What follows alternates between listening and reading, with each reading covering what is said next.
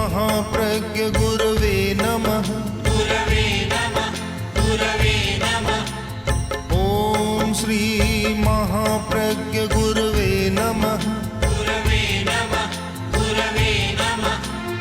ओम श्री महाप्रज्ञ गुरवे नमः। गुरवे नमः। ओम श्री महाप्रज्ञ गुरवे नमः। गुरवे नमः।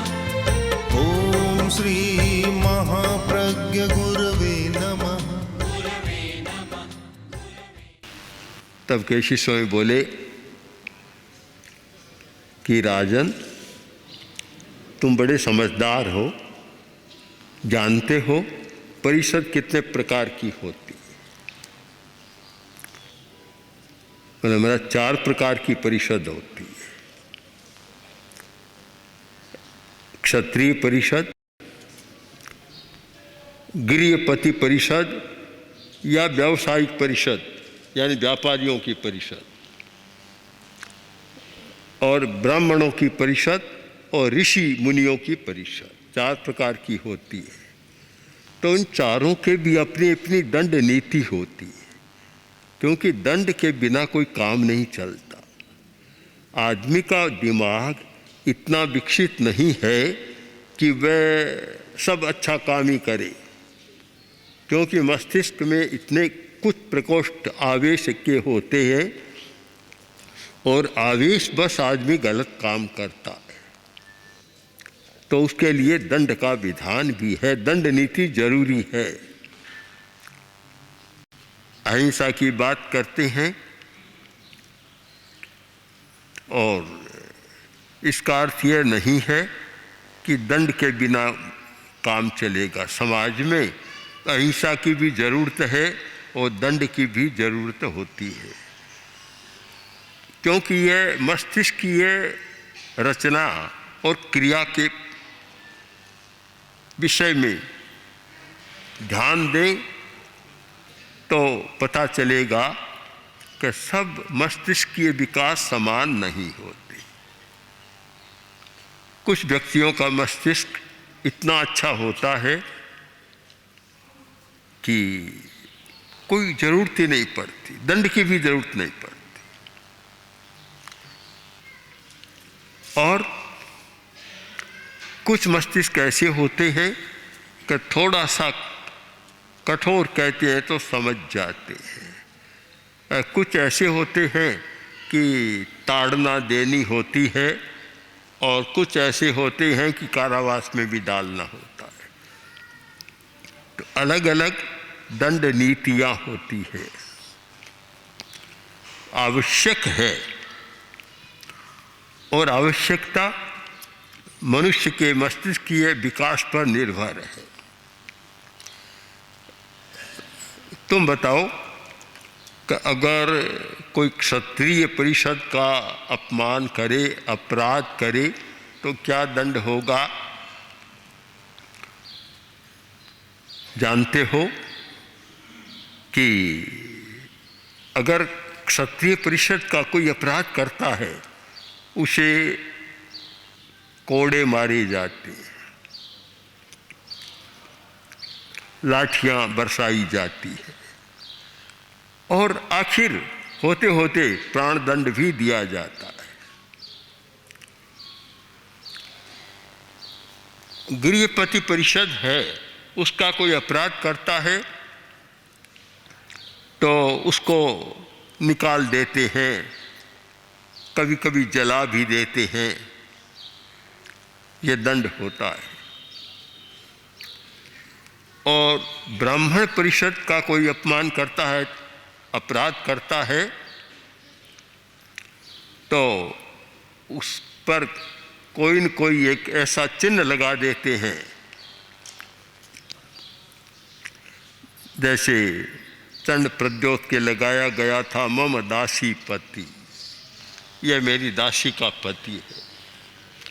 कोई चिन्हित कर देते हैं और उसको वह दंड दिया जाता है। और ब्राह्मणों पर यह अधिकार था कि वे कभी कभी देश से भी अलग कर देते उसको। ऋषि मुनि परिषद है, उसका कोई अपराध करता है तो उसका दंड यह है कि कितनी बार समझाने पर भी नहीं समझता तो कभी कभी कड़वे शब्दों का प्रयोग भी करना, बस यही उनका दंड होता है। कठोर शब्दों का प्रयोग करना अपेक्षित होता है, और इसलिए होता है कि वैद्य दवा दे रहा है, रोगी की बीमारी ठीक नहीं हो रही है, इसलिए नहीं हो रही है कि वह कहता वैद्य महाराज देखो दवा दे रहे हो, मीठी देना, कड़वी दवा मैं नहीं लूँगा, मुझे तो मीठी दवा देना। अब वैद्य ने मीठी मीठी दवाइयाँ दी पर बीमारी काबू में नहीं आ रही है, तो एक दिन कहा भी देखो तुम्हारी बीमारी जरा जटिल है, अब तुम्हें कड़वी दवा लेनी पड़ेगी, चिरायता भी लेना पड़ेगा, कुटकी भी लेनी पड़ेगी, कड़वी दवाएं लेनी पड़ेगी। इसीलिए एक न्याय हो गया कि कटु कौशल पान न्याय ने, कभी कभी कड़वी दवा भी लेनी होती है तो आंख मूंद कर कड़वी दवा भी ले लो, आवश्यक होती है। केवल मीठी से बात नहीं बनती। मैंने तुम्हें समझाने का बहुत मधुरता से प्रयत्न किया, तेरे जितने प्रश्न आए मैं बहुत समाधान देता गया, इतना समाधान देने पर भी तू नहीं समझ रहा है कि शरीर अलग है, जीव अलग है, तो मुझे लगा अब कड़वी दवा देने की भी ज़रूरत है। जब तुमने यह प्रयोग रखा कि मैंने चोर के टुकड़े टुकड़े कर दिए तो जीव दिखाई नहीं दिया, तू भूल गया मैंने कहा था कि स्थूल जगत का नियम अलग होता है, सूक्ष्म जगत का नियम अलग होता है। सूक्ष्म इन आँखों से कैसे दिखाई देगा, इतना नहीं समझ पाया। इतने परिश्रम के बाद तब मुझे कहना पड़ा कि तूने वही काम किया है जो मूर्ख कठियारे ने किया था, तो तू मूर्ख कठियारे जैसा अपने आप बन गया। मैं कहूँ या न कहूँ, मैं कहता या नहीं कहता, तू अपने ही काम से मूर्ख कठियारे जैसा बन गया। राजा मौन है, मौन कि ठीक है महाराज, जो आपने कहा और आपने कड़वी दवा दी, मानता हूँ कि बीमारी थोड़ी जटिल थी इसलिए आपने कड़वी दवा दी, पर मैं आपसे कहना चाहता हूँ आपने जब पहले प्रश्न के उत्तर में प्रारंभ में ही मुझे सूक्ष्म और स्थूल का भेद समझाया, संबुद्धो हम जाते, मैं तो समझ गया था। मैं समझ गया था कि भी मैं यहाँ भूल कर रहा हूँ कि मैं केवल स्थूल जगत का नियम लागू कर रहा हूँ। स्थूल वस्तु को तो देखा जा सकता है, किंतु सूक्ष्म को कैसे देखा जाए, मैं इस बात को समझ गया था। तब केसी स्वामी बोले कि प्रदेशी, जब तुम समझ गए थे तो फिर इतनी लंबी चर्चा क्यों की, इतना संवाद क्यों किया, इतना समय क्यों जाया किया, क्या कारण था? बोले महाराज,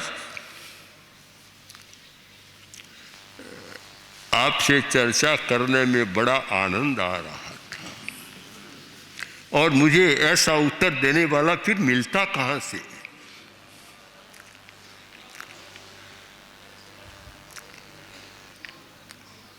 कोई हलवाई के वहाँ गया और मिठाई खरीदनी थी,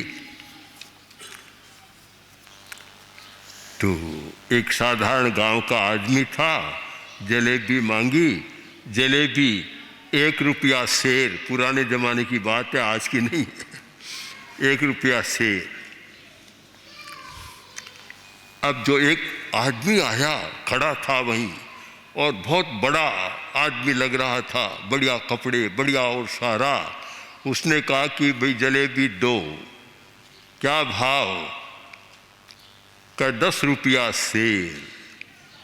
बोले क्या करते हो, अन्याय कर रहे हो, अभी तो तुमने 1 रुपये में शेर दी थी, अभी 10।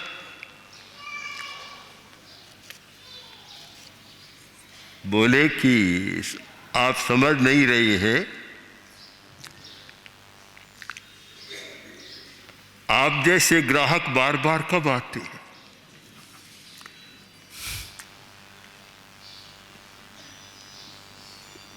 तो परदेशी भी कह रहा है, महाराज आप जैसा समझाने वाला बार बार कब मिलेगा?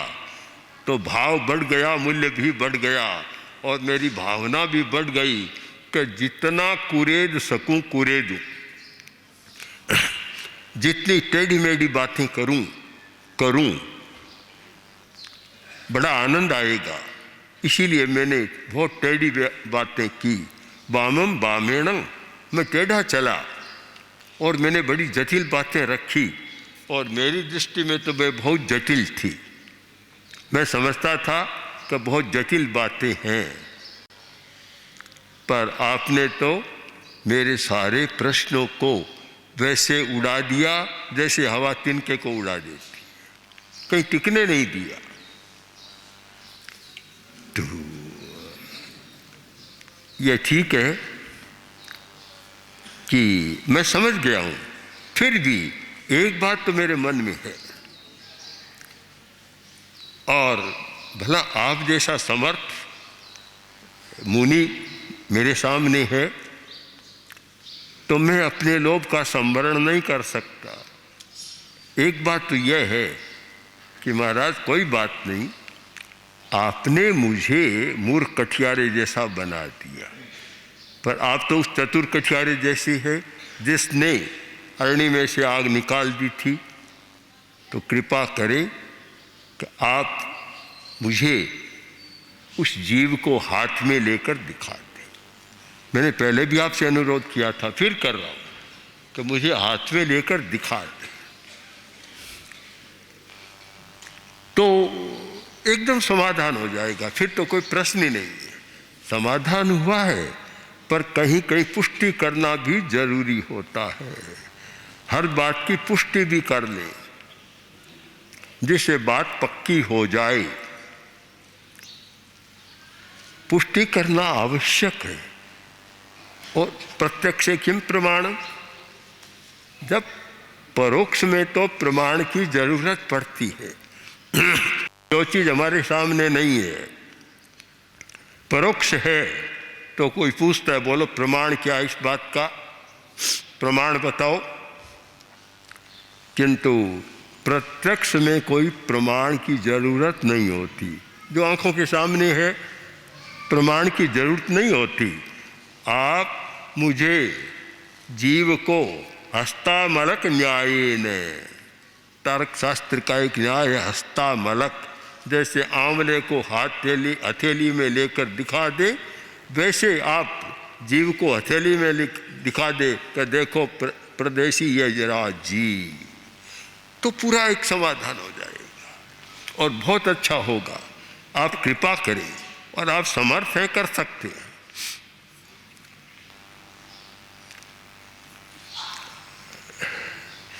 केशव स्वामी ने कहा कि प्रदेशी, तुम अभी तक शक्यता और अशक्यता का भेद नहीं समझ रहे। 2 प्रकार के काम होते हैं, एक शक्य और एक अशक्य। अशक्य,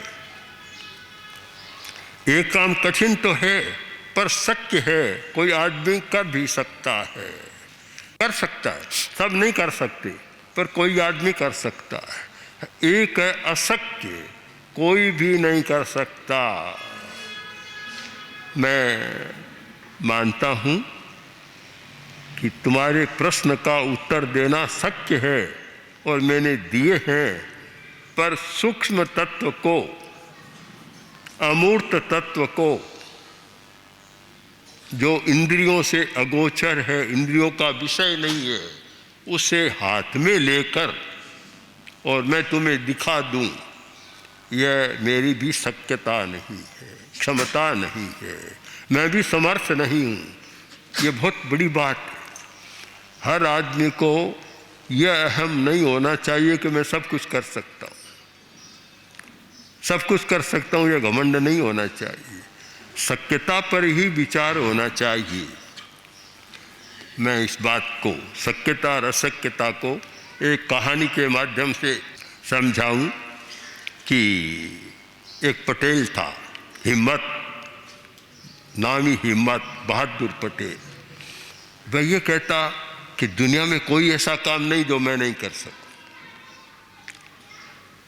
अहंग की भाषा में बोलता, सब लोग मानते कि बड़ा बहादुर है।